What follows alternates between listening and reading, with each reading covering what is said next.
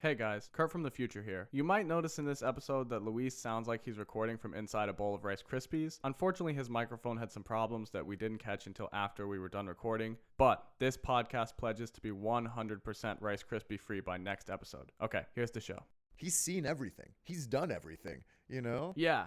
And all of a sudden, he's just runs and keeps running. And Yeah, what's he really doing is. now? Oh, he's in some bayou somewhere fighting an alligator. Like, what is going on?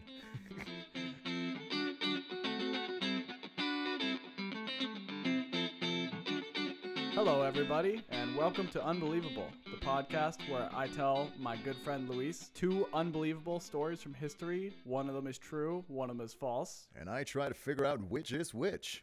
Astute listeners may remember from last episode that we recorded on my birthday. Well, guess what? We record multiple episodes in the same day, so it's still my birthday. That's a little industry secret for you. And of course, as you know, that means Luis is contractually obligated to let me win. So if he guesses the correct story, make sure you send him lots of hate mail, a few death threats in there. Not a lot of death threats, because not in poor taste, but just like 3 would be Adequate pretty good. amount of death threats.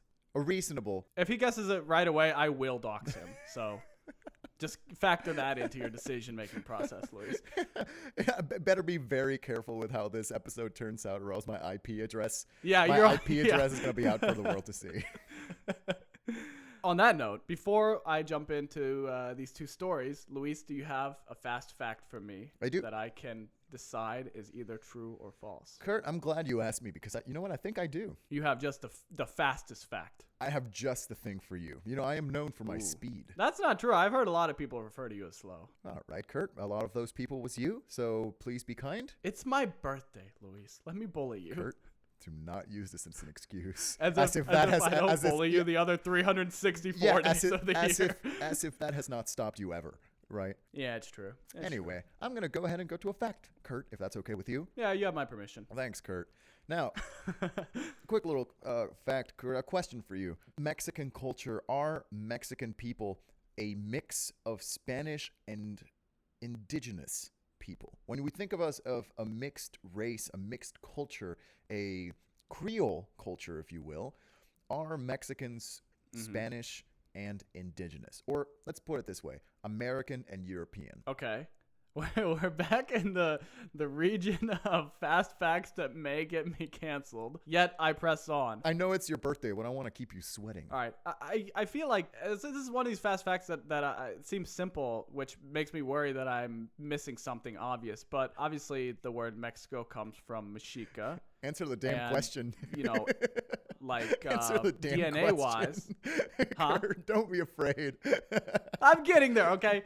DNA-wise, I would say, yeah, it's correct to say that Mexican people are a combination of indigenous and Spanish ancestry, and the culture is also a combination of indigenous and Spanish ancestry. So I think that's true, that it is a combination. But I'm guessing you're going to hit me with some technicality. So come on, bring it on. I'm going to give you a quick little misconception, is that yes, we have Spanish in us. Yes, we have indigenous, but once the stool that Mexico is sitting on, the 3-legged stool that we're sitting on, has a Spanish leg, an indigenous leg, and an African leg, Kurt. Mexican culture. Oh, that's so cheating, because it's not like I didn't know that. I didn't know that was an option. I thought you were asking me, is it true that these two Kurt, things are in the mix? Just another example of erasure of African culture in Mexico. And you're doing it. You erased it. You were the one who made the question. Well, anyway, this is just a way for me to bring down that misconception that Latin America, and Mexico in particular, is exclusively Spanish and indigenous, because Mexico wouldn't be Mexico. Mexican culture wouldn't be Mexican culture if it weren't for Africa and the African roots, especially particularly the West African roots that permeate through all of Mexican culture and tradition and language and foods. For example, Kurt, black beans and rice. Thanks, Africa. The neighborhood I currently live in, Mocambo, that's Africa, baby. Even the word to describe a person from Veracruz, the place I'm from, jarocho, comes from a way that Afro-Mexicans were described as back in colonial times. So there wouldn't be Mexico if there weren't African people, as if there wouldn't be Mexico if there weren't Spanish people or indigenous people. Really, we are a mix of all three. Regardless of who you are in Mexico, you will have some sort of mix of all of them. which it's a really beautiful melting pot. And we always have to remember that there's that third root, if you want to call it that way, that is just as important as the other two. All right. Well, thank you for that, Luis. I feel like I was set Thank up. you. And with that, that's the episode for Unbelievable. Yeah, that's it. Thanks everyone for listening. No, my stories. I will be heard. Thanks everyone for listening. This is off to such a chaotic start already. You know what? Let's embrace it. We're getting wild today because I realized this after I wrote the two stories. But the through line here is Ohio plays a big role in both these stories. So let's. No! Can I bail out now? What do you have against Ohio? Ohio listeners, everybody listen in. This was gonna be your episode, but Luis is trying to cancel it. Go ahead, Luis. Speak on Ohio. Silence. Ohio will be heard. Okay. No Go more on. tangent. We got to get to it. All right. Luis, have you ever heard of the Columbus Musa Sadie Convention Center? I have not, no. Okay, well, let me tell you a little bit of history about this very interesting building. So first, to tell you about this, I got to go back to 1976. Columbus, Ohio became sister cities with the city of Mashhad, Iran, okay, in 1976. Okay. So that might seem like a strange pairing to you. So let me tell you how this came about, okay? By 1975, so the previous year, the forces in Iran that were trying to overthrow and restructure the Iranian government. So at that point, Iran had a monarch, the Shah, as well as a prime minister. There were a lot of forces that were sort of mounting a revolution. So the Shah was understandably pretty worried about this. He went to the United States and asked basically if he could count on their support in the event of a revolution. It's not really clear whether he was asking just for diplomatic support, just that they would still recognize his claim, or if he was asking for, physical troops or military aid. But either way, he's basically asking for the U.S. government's friendship, and he implies that he's willing to offer money for it. So because of the money, of course, the U.S. government is interested, but they don't want to look like they're openly selling favors. So they end up coming up with a number of ways that money can be kind of conspicuously moved from the Iranian government to the U.S. government little by little. One of the ways to do this that they come up with is using the system of sister cities. So the way this works is that the 4 largest Iranian cities will become sister cities with an American city, preferably one that needs some money for infrastructure. Then as soon as they become sister cities, they'll, as a show of, kinship or whatever, pour a bunch of Iranian government money into whatever the American sister city is, into one of their construction projects or infrastructure or something. Okay? Mm-hmm. So this is how it comes to pass that Columbus, Ohio becomes sister cities with the city of Mashhad. And the project that the city of Mashhad funds is this new convention center that they're going to build. It's named the Columbus Musa Sadie Convention Center. Musa Sadie is the name of the mayor of Mashhad. People in Ohio don't really specifically know how to pronounce Musa Sadie. They actually say Sadie, and then it ends up just kind of unofficially being shortened to the Sadie. There's just people refer to the project as the Sadie, which very cool. Classic. I mean, typical Columbus. Yeah, happens. The construction on this convention center begins in October 1977. It's a massive project. It's going to be 5 million square feet in total. It's going to have 2 ballrooms, several showrooms, 2 auditoriums that can seat 200 people. It's going to have a Hilton hotel attached, so there'll actually be like hotel rooms that people can stay in when they're there for a convention, as well as 4 food courts. 4 food courts. 4 food courts. Count them. Oh my goodness, I love America. The lap of luxury. So this is a big deal for Columbus. But suddenly, the Iranian hostage crisis happens. Oh no, it always gets in the way, doesn't it? Come on, tell me about it. Just when you think the party's going well, all of a sudden, bam, Iranian hostage crisis. Bam. Hostage crisis. So the hostage crisis was when revolutionaries stormed the U.S. embassy in Tehran and took 52 U.S. citizens hostage. All in all, they were hostage for about a year. But in response to this, the United States immediately put heavy sanctions on Iran. Most of those sanctions are actually still in place today. But the upshot of all this is because of the sanctions, all the cash flow stops. Because, of course, the U.S. government can't be taking money from the Iranian government in any form. Never. They've never done it, and they never will. They were definitely doing it just a second ago before the hostage crisis. They will never take money from the Iranian government, so help me God.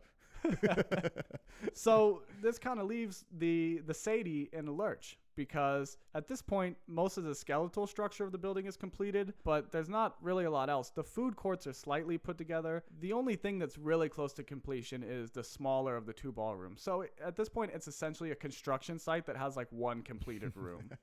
The ownership of the Sadie also is a little bit complicated because it's unclear who really is responsible for it. It defaults to the city of Columbus because they're the only ones that you could make any argument for having to take care of it. So this means for the city of Columbus, they don't have the money to finish this project because they weren't expecting to be paying for it. But now this construction site is in their possession. So they halt construction, but they still have to pay building costs to maintain it, maintain safety codes, zoning codes, insurance, weatherproofing if that's necessary. Not to mention that they had to pay the construction crews and other maintenance workers who were working on it when this happened and were kind of left hanging. Damn. They're hoping that the situation in Iran will resolve itself, and then they can just have them basically pick up where they left off. But for the time being, it's just an empty construction site that's slowly taking money from them. Mm-hmm. So they come up with this plan that, look, we have 1 good room of a convention center.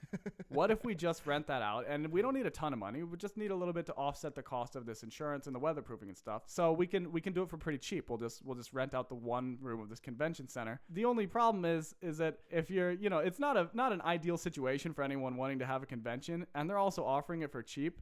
So they kind of end up in this situation where they're like willing to rent it to anybody and everybody who would be interested in it. For the love of God, rent our ballroom. Yeah, please.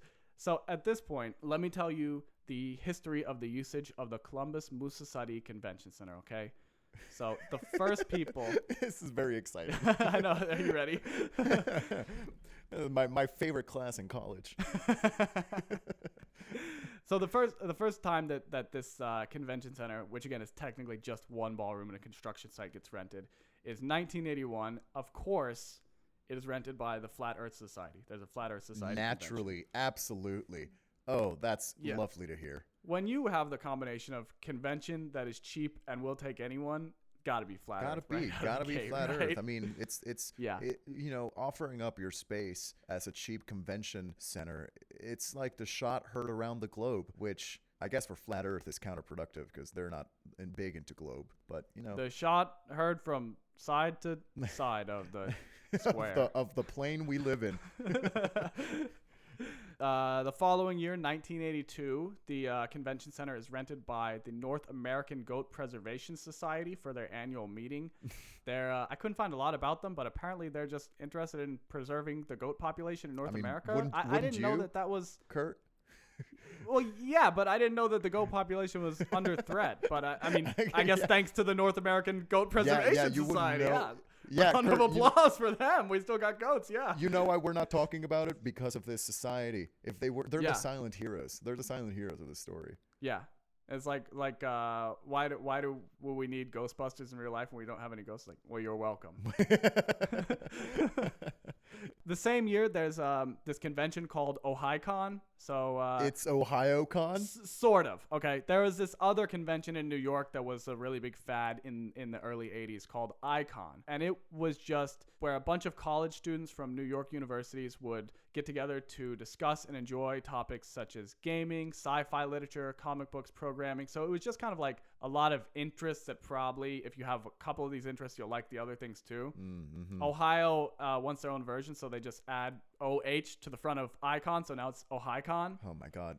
Seriously, Ohio is the place for creative genius. Why aren't we tapping into the veins of Ohio for the next Mozart, the next Van Gogh? After that, the next time that it's used is 1984, first by the DAFT, D-A-F-D Youth Coalition Convention. D-A-F-D stands for Drugs Are for Dorks. It was like an early anti-drug outreach group. Very 80s. That's great. DAFT, Drugs Are for Dorks. Great. Yeah. Same year, it was used for the Arctic Apostles Enlightenment event. Okay. The Arctic Apostles used it for their Enlightenment event the following year, 1985 as well. The Arctic Apostles were this like kind of small group that believed the Garden of Eden is in Antarctica. Ooh. However, it has been changed from a paradise to a frozen wasteland over time. I'm not exactly sure why they believe this. I do know that one common source of this belief is that there was this map dated from 1500s Turkey that shows Antarctica with a tropical coastline. So a lot of people speculate that a long time ago that it was like widely known that Antarctica was tropical, but due to climate change or some sort of catastrophic event, the weather drastically changed. Anyway, not important. The point is they're trying to get permission to go on an Arctic expedition to find the Garden of Eden. You actually can't just like go to Antarctica if you want to. It depends on who you are for who you have to ask permission. If you're a U.S. citizen, you need to get the U.S. government sign off to go to Antarctica. Right. So they're having these little annual meetings while they're working on getting permission to go to Antarctica. That's incredible. It seems like sometime in 1986 the group kind of fizzles out. So there's no more. Unfortunately, no more of the Arctic apostles. That's a shame. Sorry to cut you off, but I think the Antarctica Garden of Eden theory is great. It's bang on. It's better than what some people say that the Garden of Eden is in Missouri. I like the fact. Well, it is. Oh yeah, it is in Missouri. Sorry, never mind, I'm mistaken. You can go on. After that, the next usage is in 1991. This guy named Joseph Backles rents the Sadie for a time traveler meet and greet. Oh yeah. However, he advertises the party a week later. Of course, no one shows up to it. That is great.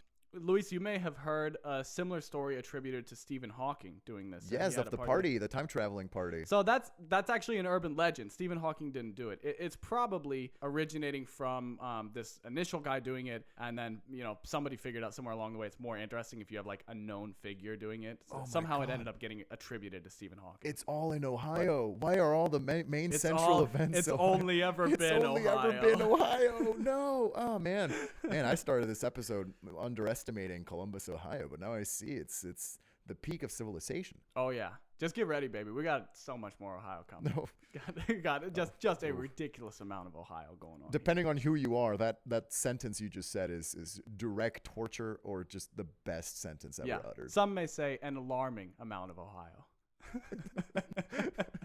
Oppressive amount of Ohio. After that, in 1993, the convention center was rented by the Franklin University Assassin Society. So they also abbreviate their name to just FUAS. Nice. And it seems like when they went to the city to get permission to rent it, they just like noted themselves as FUAS. They didn't put we're the Franklin University Assassin Society, which probably was a lot of the reason why they got permission to do it, because Columbus didn't really know what they were getting into.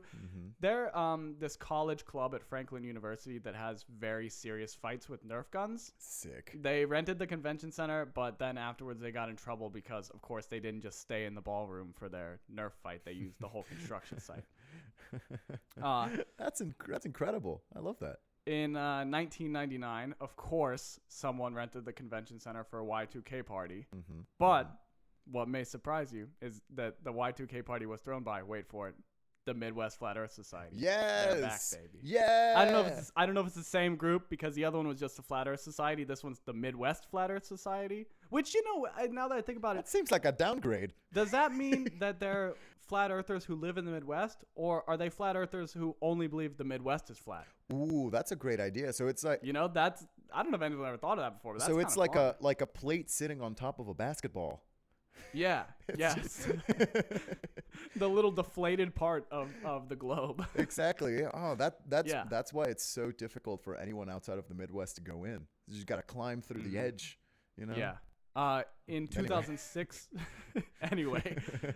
in 2006, the convention center hosted the launch of a social media platform called FriendFeed. They wanted it to be kind of a viral launch. They thought that it might be like a little bit hipster to kind of have it in this old construction site. FriendFeed was very similar to Facebook, almost exactly the same, except it focused more on user-to-user messaging, but nothing really ever became of it. It didn't go very well. In fact, it was so unnoteworthy in the grand scheme of things that Facebook, when it first started, a lot of clones of Facebook, of course, popped up, and they would generally just buy them and then dissolve them. So it's not something that they might have to worry about in the future. Right. They never, made an offer or considered or proposed buying FriendFeed. So it wasn't like not even something they knew about on their radar. So unfortunately for FriendFeed organization, it didn't really take off. 2007, a local band named Pickle Pizza tried to rent the Sadie for a concert, but the city turned them down. I think just because of, all the infrastructure they would have to add with the sound setup, not to mention for having a crowd, extra insurance and stuff.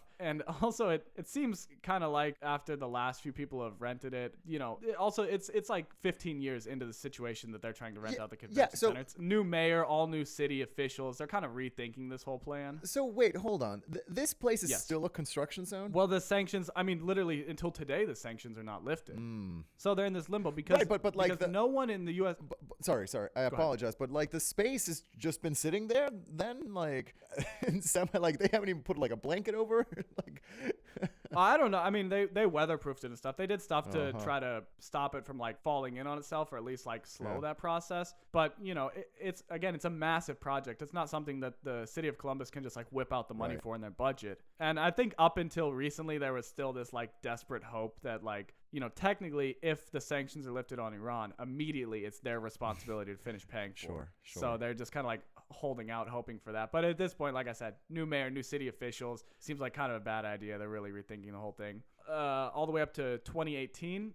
It seems like they had made their decision. The city officially decides that they're going to demolish the ruined convention center so they can start a new building project. The history. Oh, hang on, Luis. Hang on. Oh, man. Because before they can start demolishing, they discovered that there's a community of about 11 people living in the construction site. Yes. 3 or 4 of them claim squatters' rights. Occupy the Sadie. Yeah.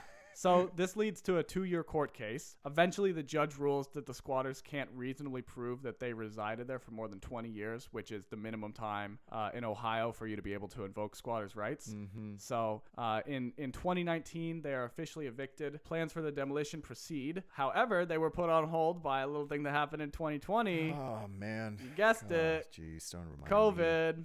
So at this point, like, right in this moment, the Sadie is still up because it's kind of in limbo. I mean, like many things, it was put on hold indefinitely during COVID. Additionally, right now, Columbus is going through their mayoral election. They're in the primaries right now. So no one's going to, at least for the immediate moment, no one's going to do anything with it. Long term, I don't know if anyone knows what's going to happen. Wow. Listen, I think we should all continue just to pack our bags and move to the Sadie. I think that's the only way we can start fixing this issue. But I can't believe it. So it's just kind of unfinished project that's low-key getting used, but at the same time not. That's wonderful. Yeah. I agree. We should reject modernity. Live in the Sadie. Embrace the Sadie. I think become cave people in the Sadie. Reject Plato. Enter the cave. What's the cave? Sadie Convention Center. True. We should I think throw a convention of all conventions we should have an alumni night of the Sadie. So every past convention have their convention at the same time, but in like each corner, and that's how we raise funds. Yeah, well, here's the thing. How can we combine this all into one convention? It's the convention to preserve the goats in the flat Antarctic tropical paradise. Live music by Pickle Pizza. Invitations will be sent out a week after the convention happen. See you there. Yeah. Oh, man. So that's obviously the end of the Sadie story, because we're up to, we got all the way out. We started in 1975. We're up to this very moment. So what do you think of all that, Luis? I fear that we are straying dangerously close into blurring the line of fake and real events, Kurt. And I think we're both doing this. We're both playing with each other's feelings and sentiments. And I fear we're going to lose our minds by bringing us this so close to now. However, that being said, God, I so wish this story is real. I am so rooting for the Sadie. We love an underdog story.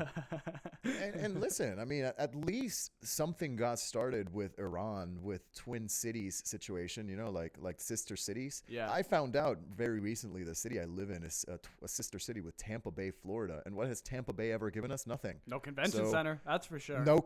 Not even a half-done convention center. So at this point, I'm like, hell yeah, Columbus, you deserve this. You need this. I think it's such a, again, I don't want to be mean to Columbus, but it's such an Ohio thing to just say. It's like, all right, we have this. Why not? Let's use it. Is it messy? Yeah. Is it gross? Yeah, whatever. Screw it. It's functional. That's nice. I wonder if the mayor of Mashhad back in the 70s, Musa Sadie, I wonder if he knows all this has happened. I don't even know if he's still alive, but I wonder if I just thought of this, if he's aware of like everything that's happened to the convention center that bears his name. Could you imagine? Someday, some he Googles himself, as we all do. Yeah. And the first picture that comes up is a convention center, not him. Oh, imagine the blow to the ego, Kurt. You pull up the picture, trying to see what people are saying about you, and they're just talking about flat Earth. Oh, And pickle pizza.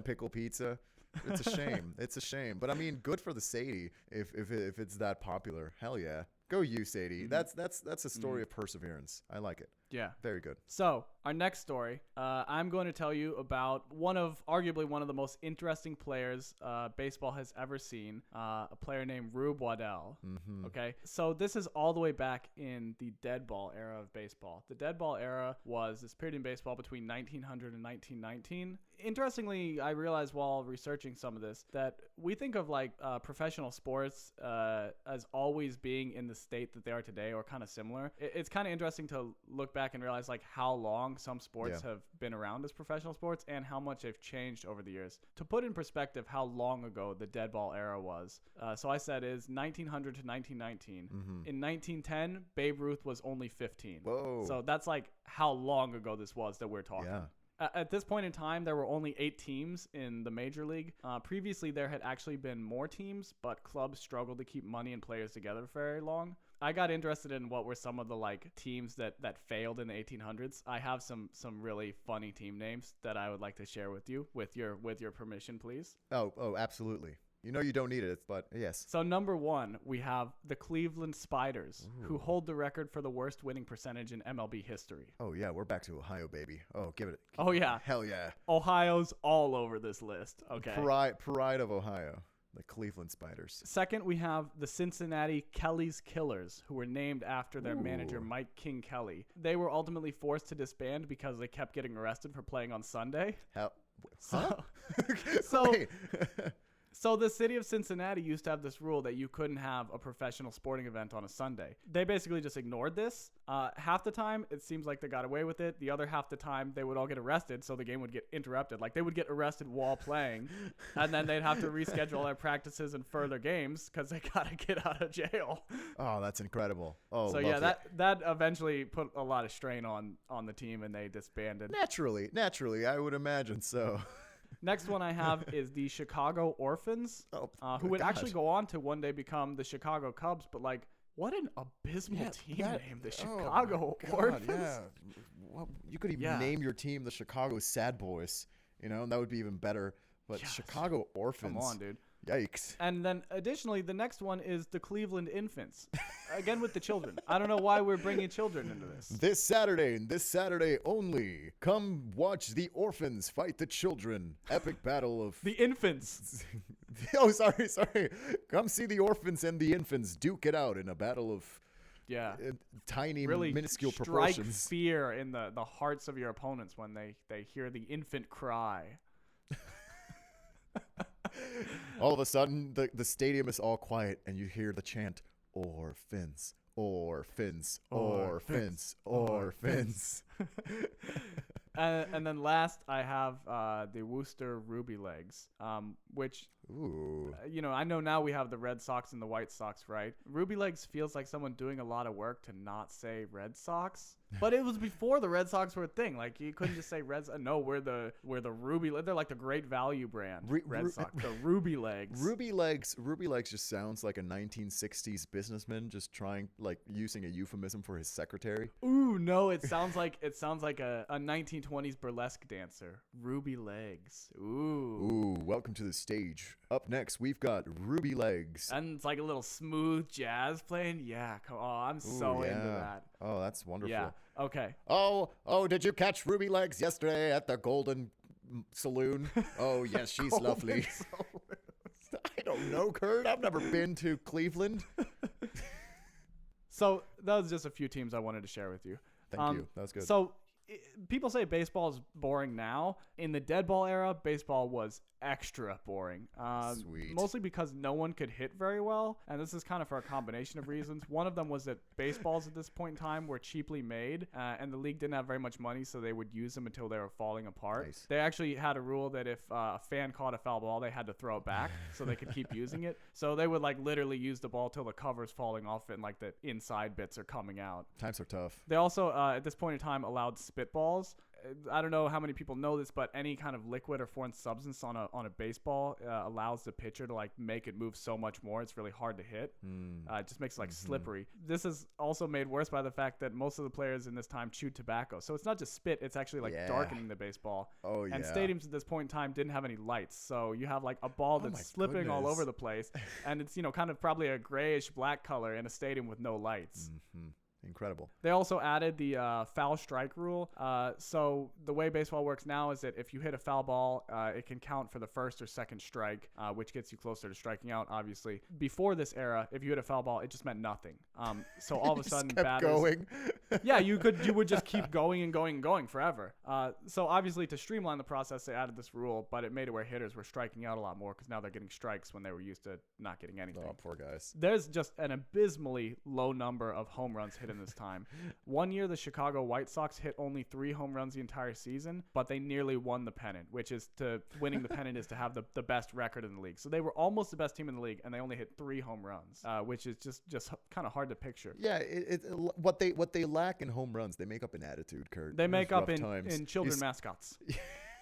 In raggedy clothes, no lights, orphans and infants battling it out with tobacco-stained baseballs. Maybe that's the grift. They're like, because they wouldn't, I don't know if they'd have team pictures, but maybe people really thought like the team was made up of infants and orphans, and they're like, oh, that'll be fun to go watch. Do you think that's what happened back in the day with sports teams? Do you think people really legitimately thought bears were battling like Cardinals? Look, if that's the belief, if you think that, I would totally go watch the Chicago Orphans play the Cleveland Spiders. I mean, that's gonna be a wild bunch of one. orphans versus spiders. Yeah, but imagine if this applied to like recent teams. Like, I don't think I know 1920 is a long time ago, and maybe it's not in the point where we are, but I don't think anyone ever saw, I'm gonna see a bunch of magicians fighting jazz players when they went to go, like, when they were advertising a basketball game with the Jazz versus the Magic, man. Like, yeah, it's a good point. So last thing about the dead ball era is that there's a lack of reliably recorded history. This is compounded by the fact that people were not really that interested in baseball because, as I've been telling you, it's kind of boring at this time. But at this point in time, sports journalists were more trying to entertain than inform.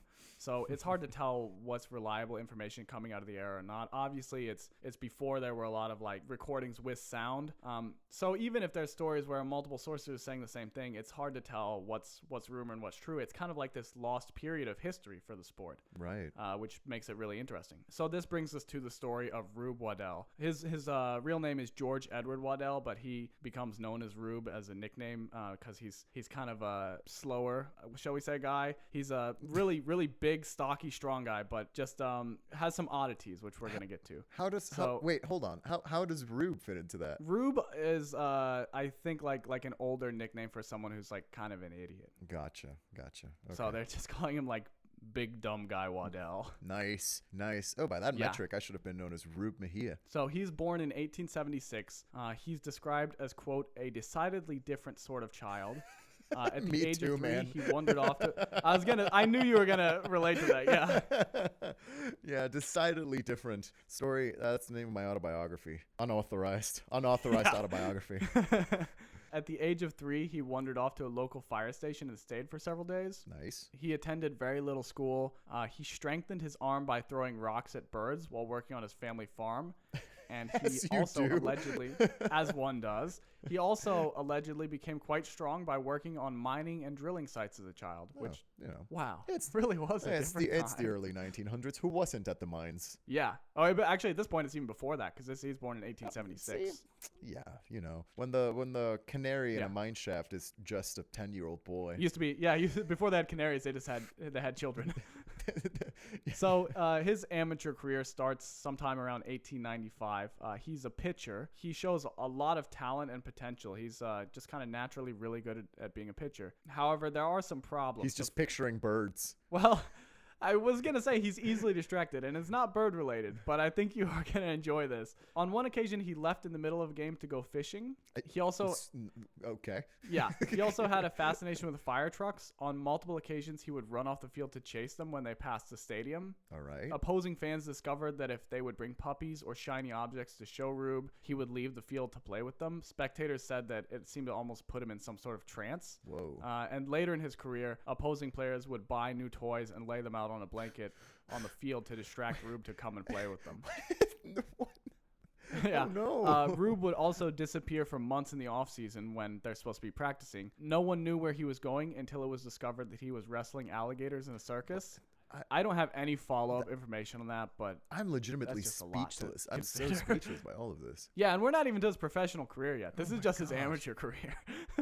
Rube was said to be super eccentric and really difficult to get along with. He was also an alcoholic, Yikes. and the combination of his strange behavior and his drinking led to a lot of fistfights with teammates. Naturally. It also seems like he was a pretty terrible roommate too. So in this era, managers of teams would own apartments or an apartment building, and then the teammates would live together in pairs. Every roommate Rube ever had hated him. In fact, one actually threatened to quit baseball unless management made Rube sign a contract to stop eating crackers in bed. Wow. Which, like, we've all been there.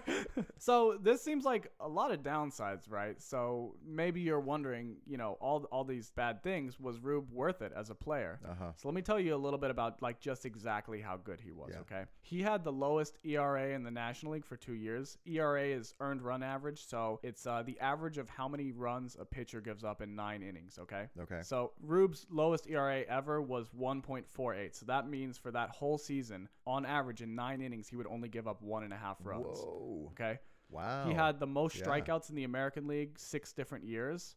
He was the only pitcher ever to have back-to-back seasons with 300-plus strikeouts until Sandy Koufax did it in 1965. Wow. He threw the second ever immaculate inning. An immaculate inning means that there were only 9 pitches, so it was 9 pitches, 9 strikes. So he got all 3 strikeouts right away. It shows like with no help from, the batters making mistakes or the fielders, the pitcher did it all by themselves, 9 pitches, in and out, done. Interesting. He was, of course, inducted into the Hall of Fame, and he was so good, in fact, that he liked to show off sometimes by telling the fielders to go to the dugout early or even to not come out at all.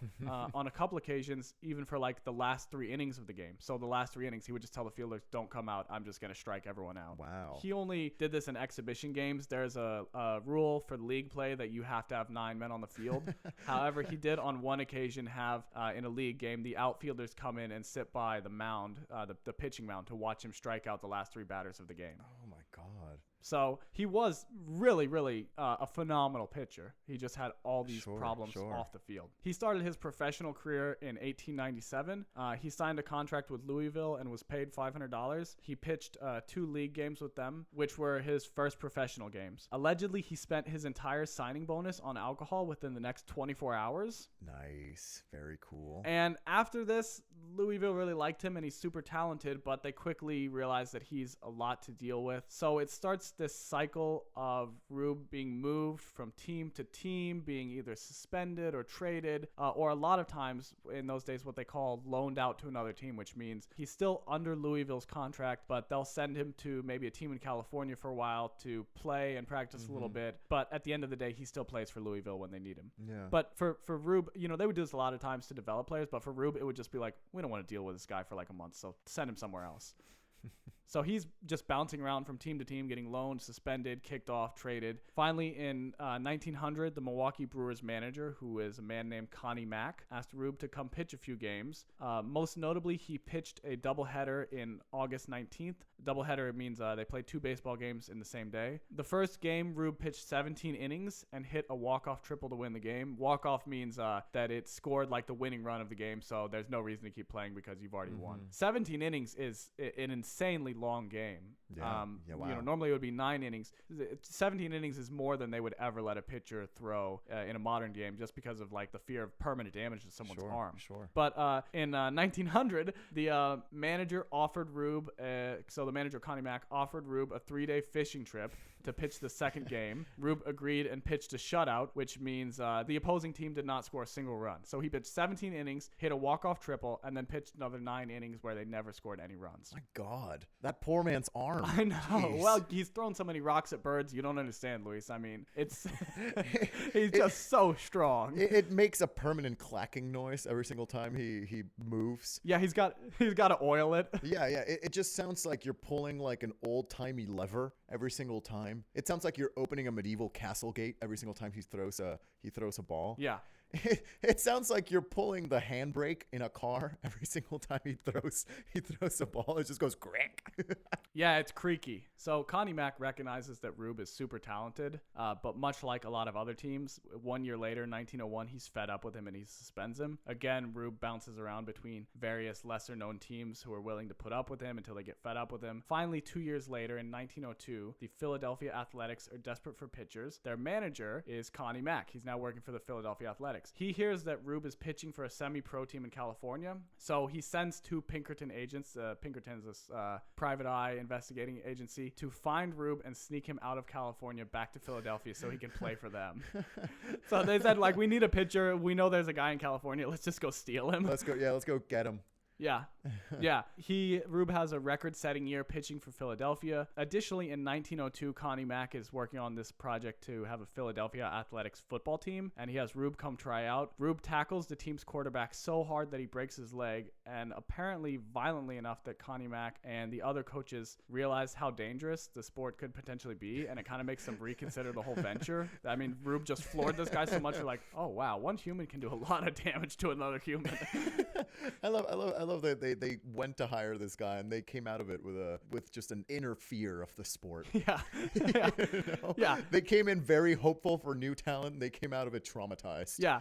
He tackled him so hard that they said, like, maybe we should just quit everything. Should we go on with this sport? Unclear. Yeah. In the following years, Rube occasionally played for a few semi-pro football teams, and also he briefly was a goalie for a soccer team in St. Louis, which I think is kind of interesting. Wow. Renaissance man. Speaking of other hobbies, in 1903, this is while he's still playing for the Philadelphia Athletics. There's so much happening. Rube toured the country performing in a play called The Stain of Guilt. What? So the interesting thing about this play is that the other actors pretty quickly realized that Rube couldn't remember his lines. Oh. So they let him improvise all his lines for every performance. The play was actually critically acclaimed and became kind of famous for the scene in which Rube would pick up the actor playing the villain and throw him across the stage like a rag doll. What? Okay. This man is like it's like a sporting world Forrest Gump. He's seen everything. He's done everything. You know? Yeah. And all of a sudden, he's just runs and keeps running. And yeah, what's really he doing is. now? Oh, he's in some bayou somewhere fighting an alligator. Like, what is going on?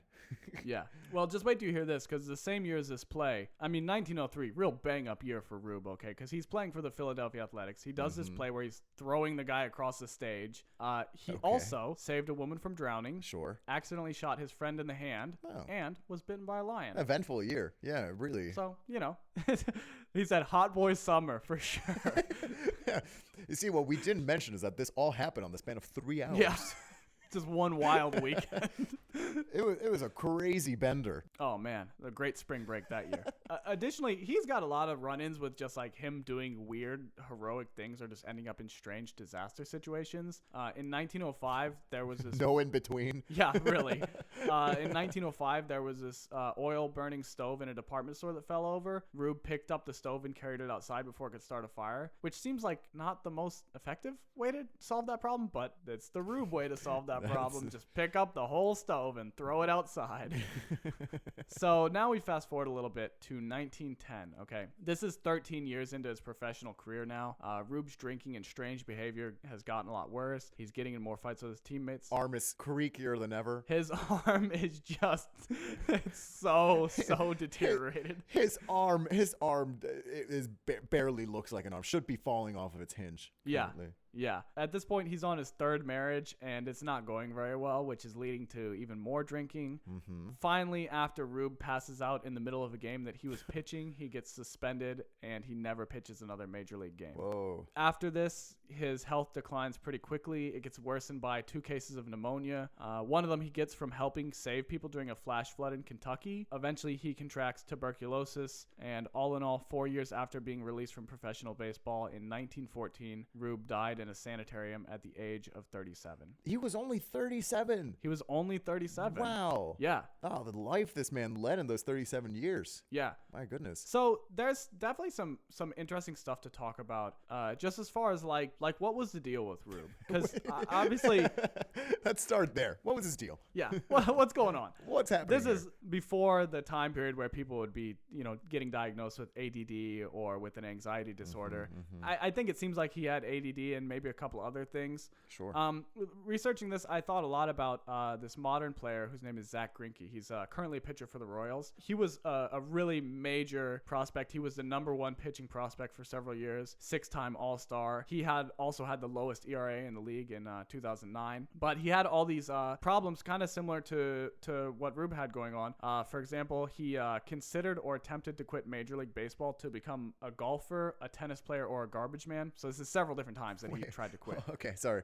When the way you mentioned that, it's like, oh, he did this or that. Like, he quit and said, "This is what I'm going to do," and he wasn't clear on what he was. It wasn't like he was picking one of them.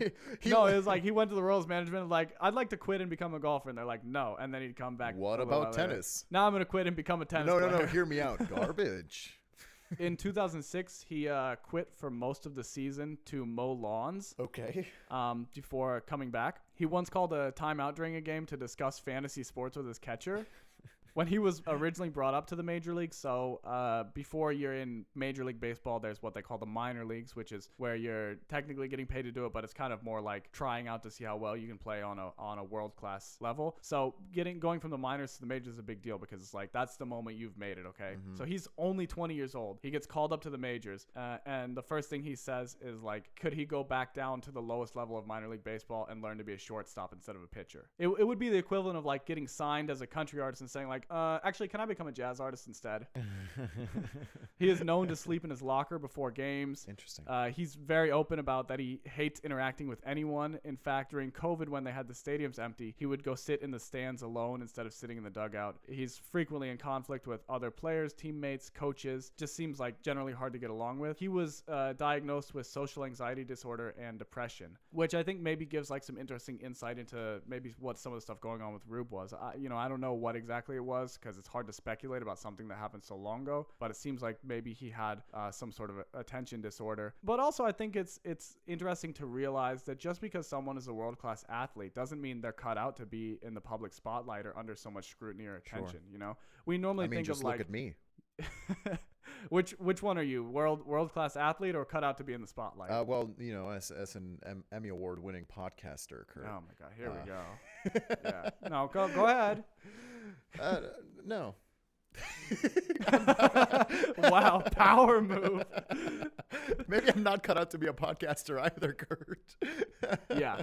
Anyway, I think it's just interesting to think about that. Yeah. Rube is not maybe as much of an anomaly as we think of, because there are all types of people out there who are world-class skill at something. Sure. But at the same time, they either have some sort of attention disorder or anxiety disorder, or maybe they're just not someone who can really function very well under so much scrutiny and having to deal with so many people. Yeah, and especially in like you said, something that gives you so much spotlight or such a big focus on what's your every move and things of the sort. I mean, I don't know how the situation was back in the early 1900s, but I imagine, the celebrity in whatever case always comes with a bunch of baggage that not everyone necessarily wants to assume, right? Mm-hmm. Maybe Rube didn't really want to be a baseball player, but then realized that that's one of the things he's really good at. He should have been a fireman, I think. He's got really a thing for fire trucks. Yeah. If he's got the strength, if he's got like the resolve and physical fitness that he seems to have, like maybe he just fell into baseball and said, well, this is safe, this is comfortable, maybe I'll keep doing it. And who knows? Now, I'm just speculating, and I actually don't know if this story is real, but I'm just going to make speculations now and pretend it's real for the moment. You could even say that maybe doing baseball is not what he wanted, and maybe it led to his death. I don't know, but interesting. That's pretty wild. Go Rube. Yeah. Team Rube. So what do you think of those, Luis? That story is pretty interesting. It had a nice arc. You placed it well, Kurt. That was good. I feel like you're right. Like early baseball seems to not have. Like you said, baseball now is still very slow. I can only imagine how it was back then too. And just to have these, it seems like we had more of these eccentric celebrities back in the day than now. Like back in the day, you had singers and Broadway stars that were moonlighting as like shoe shiners. I don't know, like Wrestling alligators. wrestling alligators. You know, they had they had their little hobby of going to a farm every other week and just shooting jackrabbits. I don't know, like, Yeah. like it really seems like a celebrity of his time. Yeah. I really enjoy it. And plus, I know that you know baseball and enjoy baseball and played baseball, Kurt. So the fact That's true. that there's a lot of detail here that I know you know, Mm-hmm. and this is gonna be very difficult to chew out. Mm-hmm. Well, shall we move on to that phase? I think we shall. I think we shall move on to one of our most hated parts of this process, which is deliberation. Okay, so let me remind you, Luis, the first story was Yes, please. the regaling tale of the Musa Sadie Columbus Convention Center, the building project that got left a little bit in the lurch because of the sanctions on Iran, that was rented to just everybody and anybody, including 2 Flat Earth societies, Pickle Pizza, local band, the Arctic Apostles, and the North American Goat Preservation Society. All the greats. Who are just doing All great the work. stars. All the greats. The second story was the story of Rube Waddell, a very unique baseball player who chased fire trucks, was distracted by puppies and shiny objects, threw someone across the stage in a play in which he improvised his lines, and ultimately died of tuberculosis after a record-setting baseball career. Oh man. Okay. Let me. I need to sit up for this one. Okay. So This decision's so difficult, we gotta have good posture for it. that's true. That's true. I gotta make sure I'm sitting right for it. Okay. So the Sadie. Let me talk about that one real quick. The Sadie. I find that story very compelling, mostly because it's so low stakes, right? There are close to none, no stakes in both of those. In that story, I mean, because it's just about a convention center. It's just a list of fun things that have happened there. And here's what I'm thinking, Curtis. You are really good at coming up with events. You're really good at coming up with things that are happening. So I can picture you. No, yeah, this is good. So I can picture you sitting down in a room saying, you know, what kind of event would a convention center like this hold? Maybe the Flat Earth Society, and then saying, okay, well, what's another maybe another Flat Earth Society, but it's the Midwest chapter. But it's the Y2K party, Flat Earth Society. Society. A local band. What would be the local band's name? Pickle Pizza. So that's what I'm thinking about on that one. However, I respect that you're immediately crediting me for thinking of Pickle Pizza. I appreciate that. Yeah. And not even that I made up the story and went out and like found the band name Pickle Pizza. Just that I'm like what's a band name? Pickle Pizza. Oh, yeah. You didn't even think about it. You were just sitting one day and you said, "Oh, of course, naturally, Pickle Pizza." Had that one ready to go. Yeah. You've been sitting on that one for years. Yeah. I've been waiting to use that one. Yeah. But at the same time, it's such a quotidian story, such a day-to-day, like I said, low stakes story. That's what's kind of pushing me to say it's also real, just because it's so down to earth. Like I could see that happening in my hometown. Hell, I'm sure it's happening in my hometown currently, you know? On the other hand, we've got Rube Waddell. I was about to say Rube Goldberg. Rube Waddell, who, like I mentioned earlier, I know you know a lot about baseball. I know you could talk at length about baseball, and I know you know just enough about baseball to make things up about baseball and make it believable, that's what's causing me issues. That's the conundrum. Not only that, both stories you've referenced right now. Like, you've referenced 2020 in both stories, and that's true. It's comforting. You don't like that. You don't like this podcast intersecting with your life it's at all, coming too close to reality, Kurt, and I'm going to accept a lot of this as truth, and when you tell me it's not, I'm gonna be shattered. This was like last episode when I was saying I'm just going to base it all on whether or not I think you would have thought of the God's Love Farm or not. You're basing all this on, is it more likely that I came up with Pickle Pizza or with a baseball player who chases fire trucks? That's the thing, Kurt. Like, I can see you coming up with both. That's the issue. You're doing better what I failed to do last time. You did what I should have done, which is make 2 believable stories that I would have come up with. No, Kurt, I'm upsetty spaghetti at this. My goodness. Oh, man. Okay. All right. I am freaking out. Okay. Oh, man. Okay. So I'm going to again, I think I'm going to go with my gut with the first story being fake because of the low stakes into it. Usually I would pick the low stakes story to be the real one because it's the one where you're like, okay, this just seems like something thing, of course, again, just the thought of you sitting in a room saying Flat Earth Society fighting Midwest Flat Earth Society, that just makes me laugh a lot. And I think maybe you did this to throw me off, but the analysis you did at the end of potential back diagnosing whatever issues or recognizing whatever past historical characters may have been going through, it seemed rather genuine, Kurt. So if it wasn't genuine, I am going to lose a little faith in you as a person. Oh, remember the prospector story? I back diagnosed how he lived. I understand. And you said when you missed that one, you said that was like one of the things that got you was that I had like a medical explanation that I'd made up. I am willing to trust in your integrity as a person, and I want to live in a bright world where there's a baseball team named the Orphans, Chicago Orphans. So I am going to say that's the true story. The Rube Waddell story is the true. You're attributing pickle pizza to me. I am giving you the honor of coming up with pickle pizza. Very cool. Very cool. Well, I will claim pickle pizza. I am the originator of pickle pizza. Yes, that is the fake story. Wow, I swear you clickbait me every time because you act like you're going to miss it. And then at the last second, you're like, so I'm going with my gut. And it's this one. And I'm like, it is that one. Here's the thing, Kurt. I am just literally telling you what I was thinking. So that's how my brain works. I seem to clickbait myself on the daily. Why do you think I always have a confused I'm sorry face? you have to live like this, Luis. Oh, I live like a scared chihuahua 24/7. I don't know what's happening. Okay, so you got it. Before we move further anymore, let me clear Stephen Hawking's name. The time traveler party thing, Stephen Hawking did do that. Obviously, I just completely made up the other one. I always feel weird about like putting false facts or like saying the true facts are false in my made up story because I'm like I don't want to be spreading misinformation, just a light amount of misinformation. Yeah, but this is misinformation. The podcast, Kurt. Exactly, but yeah, Stephen Hawking did have a time traveler party that he sent out invitations for after it had happened. I will say the way you said that was incredible. That was comedy gold. That was good. That's just such a mess. The way you said the invites were sent 1 week later. Incredible. That was. I will say that comedy gold. You win the comedy award on this one. Thank you. So other than that, obviously the background information stuff about Iran and the hostage crisis stuff, that's all true. But other than that, it's completely made up. There was no sister city scheme. There was no money going from one government to another. No convention center. All the organizations I made up for the most part. A couple of them were based on real things, like the Nerf Gun Assassin Society. That was a real club in a different college. Or Icon, the New York one with the game. That's real, but there is no Ohio-Con. But it totally seems like something that would exist, made up right? Ohio. That does I seem made like up something. Ohio-Con. I know, right? That's great, Kurt. Oh, that's wonderful. There's no Arctic apostles. I did find out that some people apparently do believe the Garden of Eden is in Antarctica, which is crazy because I just made that up. Wow. The map thing is true. I actually mentioned the Arctic apostles to someone. They're like, oh, because of the map. And I was like, huh? Whoa. This religion that I made up. Hey. And yes, I will proudly claim pickle pizza. Oh, incredible. That's all me, baby. Kurt, about the Arctic Apostles, I think that's just divine inspiration.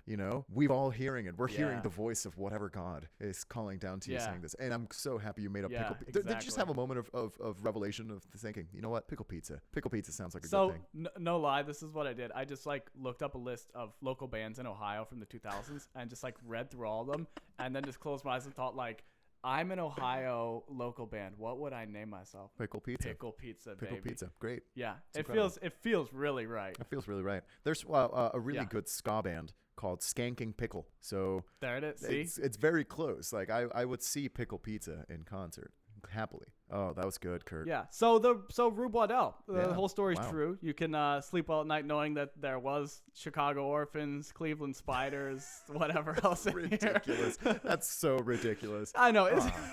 Who came up with this? Yeah. Who said I'm gonna have a professional baseball team? What shall we call it? What shall we call it? Name it the first thing you see. Turn to your right. There's a local orphanage. Bunch of just orphans covered in grime. And you said, oh, that's a team right there. There it is. It looks like a small Victorian child, like a chimney sweep. Just a bunch of children covered in soot, and everyone just says, "Do you know what? This would be a great baseball name." But yeah, all in all, it's a pretty wild story. That's a lovely story. I love that. Really interesting is fans of baseball probably have heard of the Cy Young Award before. It's just an award given every year to whoever's considered to have had the best pitching performance. So it's an award for pitchers, named after Cy Young, who was a really major pitcher around the same time as Rube Waddell. Interestingly, Cy Young and Rube Waddell had pretty similar stats. They seem like they were about equally as good. But Rube Waddell, because of his strange behavior and kind of bouncing on from team to team and having a little bit of a tragic career, basically has been like erased from the history books. So for baseball fans, Cy Young is like a household name. Okay. I think it's kind of interesting to like Rube Waddell's strange history. Yeah. Kind of like wrote him out of the picture. And it's like I'm telling you, like he seems like his time's Forrest Gump almost. You know? Yeah, he really does. He went through all of it. He did the whole thing. You know? Yeah, he did everything. He did everything. It's just such a strange combination of carrying a burning oil stove and getting bitten by a lion and wrestling alligators and chasing fire trucks. Yeah, incredible. Real wild ride. I just looked up pictures of Rube Waddell. My goodness, that man looks like every single description you did in this podcast. I urge all of you to look up pictures of Rube Waddell. My God, it's insane how square his jaw is. I was about to say he's solid. got the most powerful jaw I've ever seen on a man. Yeah. Wow. Oh my gosh, you could split a rock with that thing. You could fight a bunch of alligators with that. Yeah, you could wrestle an alligator. Jeez. Yeah. Wow. Incredible, Kurt. So what does that bring our score to now? Okay, so we were 4-7. Now I add another point to me, Kurt. So we are 4-8.